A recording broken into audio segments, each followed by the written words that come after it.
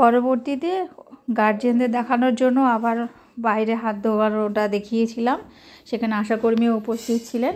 আশাকর্মী একটু আসতে দেরি হয়েছিল, সেই জন্য এটা একটু আর কি লেট হয়েছে। আর মর্নিং সার্কেল টাইমের সময়টা আমি বাচ্চাদের ঘরে করিয়েছিলাম।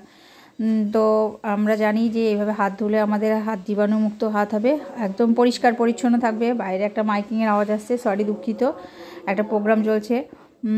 আর আজকে আমরা শিশুদের যেটা করালাম এটা আমরা বাড়িতে, আমরা শুধু শিশুরা বলে না, আমরা গার্জেনরাও করবো এইভাবে। তাহলে আমাদের হাত একদম পরিষ্কার থাকবে, তারপরে আমরা খাওয়া দাওয়া করবো। তো এই ছিল আজকে আমাদের জন আন্দোলনের প্রোগ্রাম। আপনাদের ভিডিওটা যদি ভালো লাগে তাহলে প্লিজ চ্যানেলটাকে সাবস্ক্রাইব করবেন, নতুন যারা লাইক করবেন আমার ভিডিওটাতে। কেমন লাগলো একটা মিষ্টি একটা কমেন্ট করে আমার পাশে থাকবেন।